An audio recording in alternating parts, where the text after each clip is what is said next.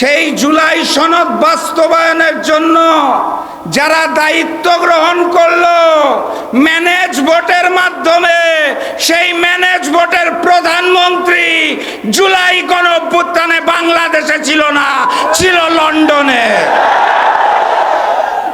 আরেকজন যিনি প্রক্সি প্রধানমন্ত্রী হয়েছেন, সকল বিষয়ে যার নখদর্পণে, উনিও জুলাই গণঅভ্যুত্থানে বাংলাদেশে ছিল না, ছিল শিলংয়ে। প্রস্তুত আছেন? বিপ্লব হবে, রক্ত দিব, জুলাই সনদ বাস্তবায়ন করে ছাড়বো ইনশাআল্লাহ। আপনাদের এলাকার নামটা বড় সুন্দর, ময়মনসিংহ। যেই অঞ্চলে সব সিংহরা বসবাস করে, সিংহের মতো গর্জন দিতে হবে। ময়মনসিংহ বিভাগীয় সমাবেশের সম্মানিত সভাপতি, সম্মানিত প্রধান অতিথি, মঞ্চে উপবিষ্ট 11 দলীয় ঐক্যের শীর্ষ বিভাগীয় আঞ্চলিক পর্যায়ের নেতৃবৃন্দ, আমার সামনে উপস্থিত মিডিয়ার ভাইরা এবং প্রাণ প্রিয় ময়মনসিংহবাসী, আসসালামু আলাইকুম। কেমন আছেন আপনারা? ওই নির্বাচনের আগে দেখা হয়েছিল, দীর্ঘদিন পর আপনাদের এলাকায় আবারও এসেছি। সব ঠিকঠাক আছে তো নাকি? গরমটা বেশি, সারা দেশে একই রকম গরম। শুধুমাত্র আকাশের গরম নয়, শুধুমাত্র আবহাওয়ার গরম নয়, নতুন যারা ক্ষমতায় এসেছে, মজলুম যারা জালিম হয়েছে, তারা ওই ভারতের নির্দেশে দেশকে গরম করতে চাইছে। আমরা মেনে নেব না ইনশাআল্লাহ। সংগ্রামী সাথী এবং বন্ধুগণ, আমাদের দেশটা বড় দুর্ভাগা। 71 সালে মুক্তিযুদ্ধ হয়ে যাওয়ার পর সংবিধান রচনা করা হলো। সে সময় যিনি রাষ্ট্রীয় ক্ষমতায় আসলেন, শেখ মুজিবুর রহমান, উনি মুক্তিযুদ্ধের সময় বাংলাদেশে ছিল না, ছিল পাকিস্তানে। সংবিধান লেখার দায়িত্ব যিনি নিলেন, ডক্টর কামাল হোসেন, উনিও যুদ্ধের সময় বাংলাদেশে ছিল না, ছিল পাকিস্তানে। যারা দেশ গঠনের দায়িত্ব নিলেন, তৎকালীন আওয়ামী লীগের নেতারা, তারাও কেউ যুদ্ধে বাংলাদেশে ছিল না, বিলাসবহুল জীবনে ছিল হিন্দুস্তানে। তারপরে 24-এর গণঅভ্যুত্থান। গণঅভ্যুত্থানের পরে যিনি দায়িত্ব নিলেন, তিনিও গণঅভ্যুত্থানের সময় বাংলাদেশে ছিলেন না, উনি ছিলেন প্যারিসে। ডাক্তার মোহাম্মদ ইউনূসের কথা বলছি।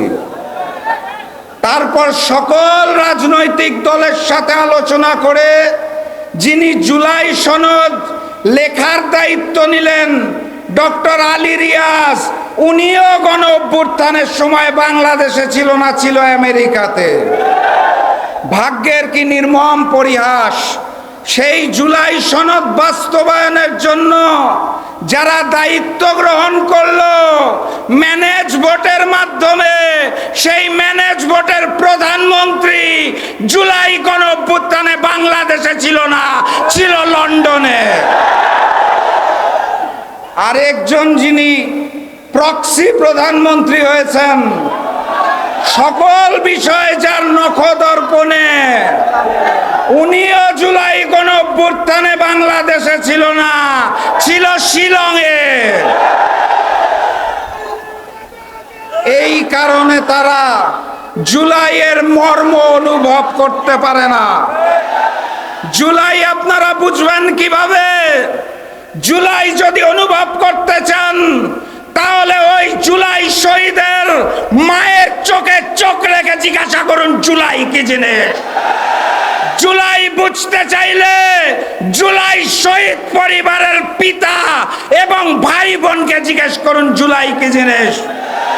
জুলাইকে অনুভব করতে চাইলে সেদিনের জুলাই যোদ্ধাদের থেকে জিজ্ঞেস করুন জুলাই কি জিনিস। জুলাই আপনারা অনুভব করতে পারেন না, কারণ আপনারা জুলাই গণ অভ্যুত্থানের অংশ ছিলেন না।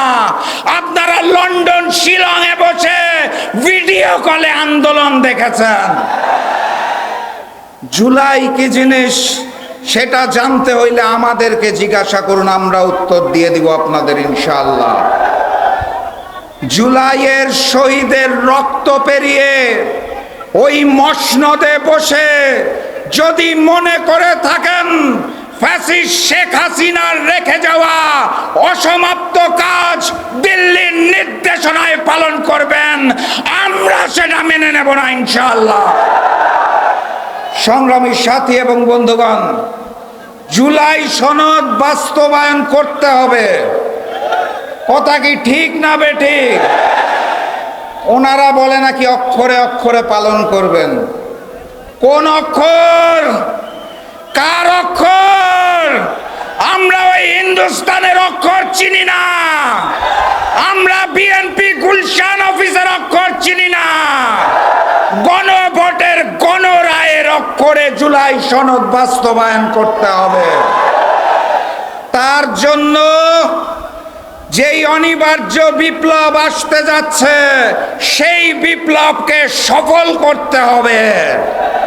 প্রস্তুত আছেন? বিপ্লব হবে, রক্ত দিব, জুলাই সনদ বাস্তবায়ন করে ছাড়বো ইনশাআল্লাহ। আপনাদের এলাকার নামটা বড় সুন্দর, ময়মনসিংহ। যেই অঞ্চলে সব সিংহরা বসবাস করে, সিংহের মতো গর্জন দিতে হবে। আর আপনাদের একটা মজার কথা বলতে চাই, ময়মনসিংহের সিংহ বাহিনীকে আজকে আন্দোলনের ডাক দেওয়ার জন্য উপস্থিত হয়েছে আমার বাম পাশে খুলনার রয়্যাল বেঙ্গল টাইগার। চিনেন তো আপনারা নাকি? সেক্রেটারি জেনারেল সাহেব, খুলনার রয়্যাল বেঙ্গল টাইগার এসেছে ময়মনসিংহের সিংহ বাহিনীকে দাওয়াত দিতে। এবার বাঘ আর সিংহ নামবে। নতুন জালেমেরা শিলং আর লন্ডনে পালিয়ে যাবে ইনশাআল্লাহ। সিংহের গর্জন দিবেন, যেই গর্জনে পুরাতন জালেমের বুক কাঁপে, যেই গর্জনে নতুন জালেমের বুক কাঁপে, যেই গর্জনে হিন্দুস্তানের বুক কাঁপে। সিংহের গর্জন হবে নাকি একটা? নারায়ে তাকবীর, নারায়ে তাকবীর, নারায়ে তাকবীর। দেখা হবে ইনশাআল্লাহ বিজয়ে। বিজয়ের পথে যাত্রা শুরু, জীবন অথবা মৃত্যু। আসসালামু আলাইকুম।